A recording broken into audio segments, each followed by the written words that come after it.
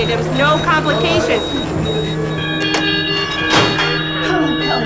Johnson's hundreds of orders here. Okay, but not according.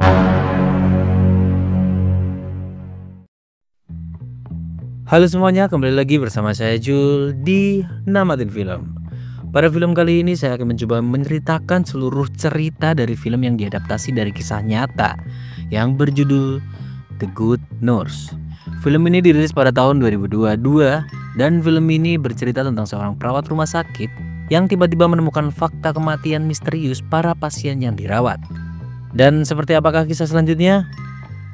Jangan lupa subscribe dan like video ini sebelum menonton, dan jangan lupa nyalain lonceng agar kalian gak ketinggalan video terbaru dari kami. Oke, kita mulai alur filmnya.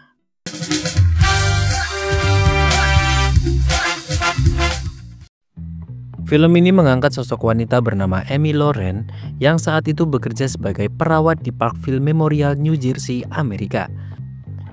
Pada waktu itu, Amy dipanggil oleh atasannya karena ia kerap memberi izin kerabat pasien untuk bermalam di kamar. Padahal hal itu tidak diperbolehkan. Kondisi kekurangan staf jaga malam membuat mereka berencana merekrut seorang tenaga berpengalaman untuk mengisi posisi tersebut. Selanjutnya Amy kembali menjalankan tugasnya merawat seorang pasien koma bernama Holly. Ia harus membalikan tubuh Holly seorang diri hingga akhirnya dadanya terasa nyeri seperti ditekan dari dalam. Amy pun memutuskan untuk mengambil waktu sejenak guna memulihkan kesehatannya sendiri. Setelah menyelesaikan pekerjaannya, Amy pergi memeriksakan diri ke dokter langganannya dan diketahui bahwa ia mengalami kardiomiopati, yakni kondisi ketika jantung tak mampu memompa darah secara normal. Jika Amy terus memaksakan diri bekerja seperti itu, ia beresiko terkena penyakit jantung koroner hanya dalam beberapa bulan ke depan. Dokter menyuruh Amy agar fokus menjaga fungsi jantungnya selama mungkin, supaya bisa dimasukkan ke daftar transplantasi jantung, dan bahkan ia diingatkan bahwa risiko terkena stroke sangat tinggi. Kondisi kesehatan seperti ini jelas membuatnya sedih karena ia tidak mungkin mengambil cuti sebab tidak akan menerima gaji untuk menghidupi anaknya. Pada malam hari saat kembali bekerja, Amy bertemu dengan seorang pria baru yang baru saja bergabung. Pria itu bernama Charlie Cullen. Amy kemudian memutuskan untuk menemani Charlie berkeliling sambil memberinya tur singkat dan memperkenalkannya pada ruang penyimpanan obat serta hal-hal penting lainnya. Amy juga mengajak Charlie untuk bersama-sama mengecek kondisi pasien bernama Anna yang mengalami alergi amoksisilin hingga kulitnya mengelupas. Lalu memperkenalkan Charlie pada keluarga pasien. Amy dan Charlie cepat akrab. Bahkan Charlie dengan sukarela membantu Amy menangani pasien-pasiennya. Merawat Holly terasa seperti olahraga berat bagi Amy, membuat dadanya sering terasa nyeri, namun kehadiran Charlie sangat menenangkan dan membantunya bertahan. Amy mengungkapkan bahwa ia menderita kardiomiopati dan meminta Charlie merahasiakannya agar tak kehilangan pekerjaannya. Asuransi kesehatan baru akan aktif 4 bulan lagi, jadi selama menunggu, Charlie bersedia membantu merawat Holly tanpa menarik perhatian. Keesokan harinya saat tiba di tempat kerja, Amy mendapatkan kabar bahwa Anna Martinez telah meninggal dunia. Amy merasa heran karena semua terjadi begitu cepat. Ia dan Charlie kemudian menangani jenazah Anna sambil menunggu kedatangan suaminya ke rumah sakit. Saat Charlie membersihkan tubuh Anna dengan tenang, Amy berbicara langsung dengan Pak Martinez untuk menyampaikan kabar duka tentang kematian istrinya. 7 minggu kemudian, 2 detektif bernama Brown dan Baldwin dipanggil oleh pimpinan rumah sakit, Linda Garrett. Mereka diminta membantu penyelidikan internal terkait kematian Anna Martinez yang dianggap sebagai insiden tak terjelaskan. Pakar medis menyebutkan ada reaksi obat yang aneh, meski tanpa bukti kesengajaan. Namun karena jenazah Anna sudah dikremasi, 2 detektif ini berencana mewawancarai seluruh staf yang terlibat. Di kantor polisi, Detektif Baldwin menelusuri seluruh berkas perawat yang bekerja dan menemukan bahwa Charlie Cullen pernah dituduh melakukan pelanggaran kriminal di Pennsylvania 8 tahun lalu. Detektif Brown pun mengonfirmasi hal itu ke Pennsylvania dan mendapati bahwa Charlie hanya pernah ditangkap karena cekcok dengan kekasihnya. Meski begitu, Baldwin mulai merasakan ada sesuatu yang janggal dengan rumah sakit Parkville. Suatu malam, Linda Guerin mengumpulkan staf untuk memberi pengarahan soal wawancara polisi. Ia bersikeras mengawasi langsung setiap sisi, membuat detektif Baldwin dan Brown kesal. Tapi mereka tetap harus menjalaninya. Saat giliran Amy untuk diwawancarai, Linda dipanggil keluar oleh sekretarisnya. Detektif Baldwin langsung memanfaatkan momen itu untuk bertanya lebih leluasa. Dari berkas yang ditunjukkan, Amy melihat kejanggalan kadar glukosa Anna Martinez sangat rendah. Dan tidak ada tes C-peptid, yang berarti insulin dalam tubuh kemungkinan bukan diproduksi alami, melainkan disuntik oleh orang lain. Wow, jadi siapakah pelakunya? Mari kita lanjutkan. Selain itu, Anna Martinez bukan penderita diabetes. Saat Linda kembali, mereka menghentikan pertanyaan soal insulin dan berdalih menanyakan tentang Charlie Cullen. Amy menjelaskan bahwa Charlie adalah perawat pengalaman yang bekerja dengannya dan mustahil melakukan kelalaian. Detektif Baldwin meminta hasil investigasi internal yang sudah Linda lakukan selama 7 minggu terakhir. Dan Linda berjanji akan mengirimkan hasilnya keesokan harinya. Di waktu lain, Amy tetap menjalankan tugasnya memberikan CPR pada pasien yang sekarat. Meski harus bersusah payah karena kondisi jantungnya membuat cepat lelah, Charlie selalu siap membantu, mendampingi Amy dan berusaha meringankan bebannya. Bahkan, ia juga mengantarkan Amy pergi check up ke dokter jantung untuk memeriksa kondisinya. Charlie menyarankan Amy memberitahu anak-anaknya agar jika suatu saat terjadi, mereka tahu cara memberi pertolongan pertama atau segera menghubungi 911. Amy hanya perlu bertahan 2 bulan lagi sehingga asuransi kesehatannya aktif. Di rumah, Amy akhirnya memberitahu Alex tentang kondisi jantungnya, dan Charlie pun mengajarkan Alex bagaimana cara memanggil 911 dan prosedur darurat lainnya. Detektif Baldwin dan Brown akhirnya menerima hasil investigasi internal dari Linda. Mereka awalnya mengira akan menerima tumpukan berkas dalam beberapa kotak. Namun, justru dibuat heran karena hanya diberi satu map tipis yang diklaim sebagai hasil penyelidikan selama 7 minggu. Dengan kesal, Detektif Baldwin mendatangi Linda untuk mempertanyakan bukti hasil investigasi yang diberikan. Ia menuntut agar Linda menyerahkan semua data yang ditahan, bahkan membentaknya agar tidak lagi memprioritaskan reputasi bisnis rumah sakit. Linda tampak gelisah. Jelas terlihat ia khawatir masa depan rumah sakit akan hancur jika memang terbukti ada kasus malpraktik di dalamnya. Karena sikap keras Detektif Baldwin terhadap Linda, ia akhirnya mendapat teguran dari atasannya dan dilarang kembali memasuki rumah sakit. Kasus ini pun menemui jalan buntu, sebab jasad Anna Martinez sudah dikremasi sehingga otopsi tidak bisa dilakukan. Dan bukti yang mereka temukan jadi tidak bisa dipakai secara efektif. Suatu hari Amy mendapatkan pasien baru, seorang ibu muda bernama Kelly, yang dirawat usai mengalami kecelakaan bersama keluarga kecilnya. Kelly sangat ramah dan menanggapi candaan Amy tentang bayinya Vanessa. Namun, keesokan malam saat Amy mengecek kondisinya, Kelly tampak aneh. Ia tak merespon perintah dan bahkan lupa bahwa ia punya anak. Amy segera menelpon suaminya, Tom. Tapi di saat bersamaan, Kelly tiba-tiba mengalami kejang hebat. Malam itu, Kelly meninggal dunia.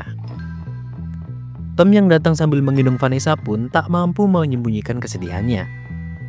Keesokan paginya di rumah, Amy kedatangan Detektif Brown dan Baldwin. Amy sempat mengira mereka datang untuk menanyai soal kematian Kelly.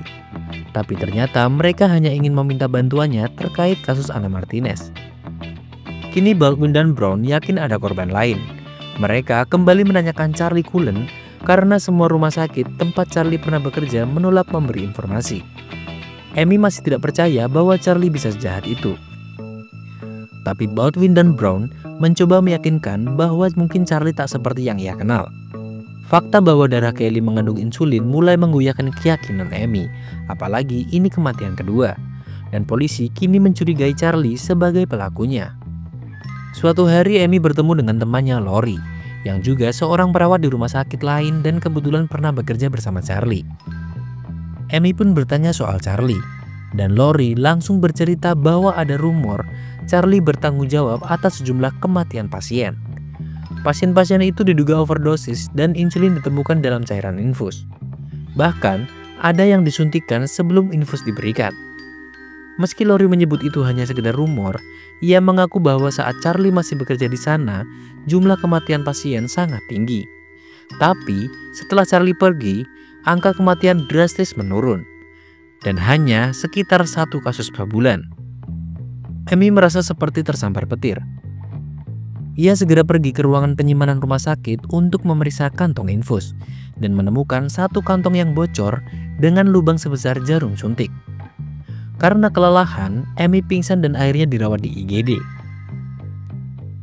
Saat sadar, ia panik melihat Charlie yang berada di sampingnya untuk menjaganya. Saat itu juga, Amy benar-benar yakin bahwa Charlie adalah orang yang bertanggung jawab atas kematian Anna Martinez dan Kelly. Beberapa hari kemudian, Amy menceritakan semuanya pada detektif Baldwin dan Brown. Ia menjelaskan bahwa Charlie menyuntikkan insulin ke kantong infus yang bekerja perlahan dan bisa membunuh tanpa kontak langsung. Amy juga curiga cairan itu mungkin dicampur digosin karena sama-sama tak berwarna dan sulit terdeteksi. Amy ingin membantu Brown dan Baldwin dengan memeriksa laporan pengambilan obat dari akun milik Charlie, agar mereka bisa mengetahui apakah ada insulin yang diambil sebelum kematian Anna dan Kelly. Namun masalahnya, mereka tetap membutuhkan jasad utuh untuk dilakukan otopsi sebagai bukti yang kuat. Mereka pun menemui Tom, dan ia setuju membantu secara keadilan untuk Kelly dengan mengizinkan makam istrinya dibongkar ulang. Shift malam Amy kini jadi menegangkan karena ia harus terus mengawasi gerak-gerik Charlie. Ia diam-diam mulai mengganti kantong infus yang dipasang Charlie, berjaga-jaga jika mengandung insulin. Selain itu, Amy juga mencetak bukti pengambilan obat dari penyimpanan menggunakan akun milik Charlie secara diam-diam. Sementara itu, setelah otopsi jasad Kelly selesai dilakukan, hasilnya menunjukkan adanya kandungan insulin dan digosin di jaringan tubuhnya pada tanggal 15, setelah ia meninggal. Ini diperkuat bukti bahwa Charlie mengeluarkan kedua obat itu dari penyimpanan pada tanggal 14. Namun, muncul masalah baru. Charlie ternyata memanfaatkan celah atau bug pada sistem komputer untuk menghapus jejak aktivitasnya. Jika Charlie membatalkan penarikan obat di menit-menit terakhir, laci obat tetap akan terbuka, sehingga catatan hanya menunjukkan pembatalan, bukan pengembalian. Karena itu, bukti yang dibawa Amy jadi tidak bisa dipakai dan parahnya lagi, sejak Charlie mulai bekerja, tercatat banyak pembatalan penarikan obat yang terjadi berulang-ulang. Amy yakin Linda mengetahui celah ini karena Linda sendiri adalah mantan perawat. Di rumah sakit, Linda bersama pengacaranya memanggil Charlie dan memberitahunya bahwa ia dipecat karena kesalahan dalam menuliskan riwayat pekerjaan saat melamar ke Parkville. Linda mengeklaim hal itu melanggar kontrak kerja. Namun, kenyataannya ia hanya ingin melindungi reputasi rumah sakit agar tidak terseret dalam kasus lebih besar. Brown dan Baldwin merasa sangat kecewa saat mengetahui Charlie dipecat. Karena itu, berarti ia bisa saja bekerja di rumah sakit lain dan mengulangi semuanya lagi. Sementara itu, Amy pulang ke rumah dan terkejut saat melihat Charlie sudah ada di sana, bermain bersama anak-anaknya. Ia langsung cemas, seorang pembunuh berantai kini berada di dalam rumahnya, bahkan dekat dengan anak-anaknya. Charlie lalu menceritakan bahwa ia dipecat padahal tinggal sedikit lagi bisa membantu Amy sampai mendapatkan asuransi kesehatan. Ia bahkan menaruhkan diri untuk menjaga anak-anak saat Amy bekerja. Untungnya Amy bisa mencari alasan agar Charlie tidak ikut mengurus anak-anak. Meski masih sulit dipercaya, Amy kini sadar bahwa ia pernah berteman dekat dengan pembunuh berantai dan sempat membiarkannya ada di sekitar keluarganya. Di lain hari, Amy membantu para detektif untuk menjebak Charlie.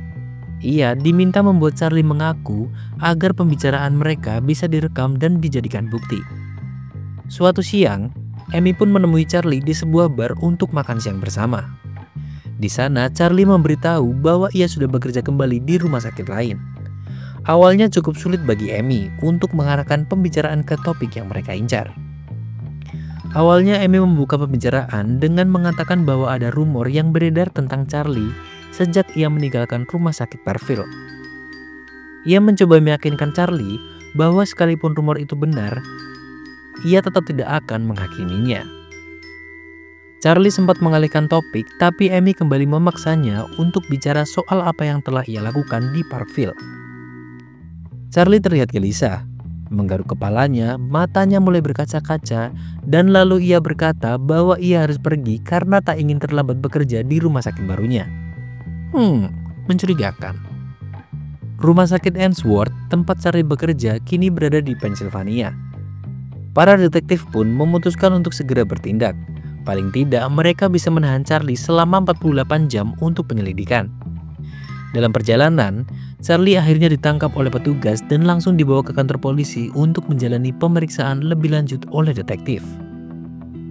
Baldwin langsung bertanya berapa banyak kantong infus yang telah dicemari Charlie di rumah sakit Parkville. Ia juga menyinggung soal kematian Anna Martinez dan Kelly. Namun Charlie enggan menjawab dan hanya menangis ketika diinterogasi. Saat detektif Brown membentaknya, Charlie berulang kali berkata bahwa ia tidak bisa. Para detektif pun mulai frustasi karena tak mendapatkan pengakuan yang mereka harapkan. You can, Charlie. Yes, you can. I can! Detektif Baldwin memberitahu Amy bahwa mereka akan membebaskan Charlie keesokan paginya karena tidak ada bukti atau pengakuan yang cukup untuk menahannya lebih lama. Karena khawatir keselamatan dirinya dan anak-anaknya, Amy akhirnya memberanikan diri menjenguk Charlie di kantor polisi. Ia datang bukan sebagai saksi atau pihak yang menginterogasi, melainkan hanya sebagai teman yang ingin menemani di masa sulit. Di ruang tahanan, Amy mencoba menyentuh hati Charlie dengan mengingatkan betapa besar bantuan dan kebaikan yang telah ia berikan. Mulai dari menyembuhkan penyakit Amy hingga membantu pekerjaan malamnya di rumah sakit. Amy mengatakan bahwa ia tidak akan pernah benar-benar mengerti apa yang sudah dilakukan oleh Charlie. Tapi yang jelas, di matanya Charlie adalah orang yang baik. Ucapan itu membuat Charlie tersentuh, hingga perlahan ia mulai menyebutkan nama-nama pasien yang masih ia ingat, termasuk Anna Martinez dan Kelly. Untuk menghindari hukuman mati, Charlie mengakui telah membunuh 29 orang meskipun jumlah korban sebenarnya diyakini mencapai sekitar 400 orang. Wah, gila sih. Ia tidak pernah menjelaskan motif di balik perbuatannya. Saat ini, Charlie menjalani 18 hukuman penjara seumur hidup berturut-turut dan tidak akan dibebaskan hingga tahun 2403. Buset. Selama 16 tahun menjadi perawat, banyak rumah sakit yang sempat curiga kepadanya. Namun tidak ada satupun yang benar-benar menghentikannya atau memprosesnya secara hukum. Sementara itu, Amy akhirnya menjalani operasi jantung yang sangat ia butuhkan dan kini ia tinggal di Florida bersama anak dan cucunya. Ia dikenang sebagai pahlawan karena berhasil menghentikan kasus pembunuhan berantai yang lama tak terungkap. Hingga kini, Amy tetap dikenal sebagai The Good Nurse atau perawat yang baik, yang keberaniannya menyelamatkan banyak nyawa. Dan film pun berakhir.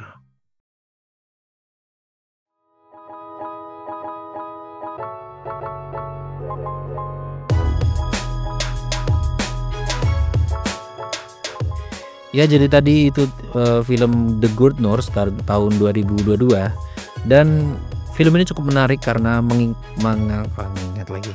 Aduh, ngeblank aku, buset. Pokoknya film ini cukup menarik karena ini mengisahkan kisah nyata ya, dan ini cukup menyentuh sebenarnya.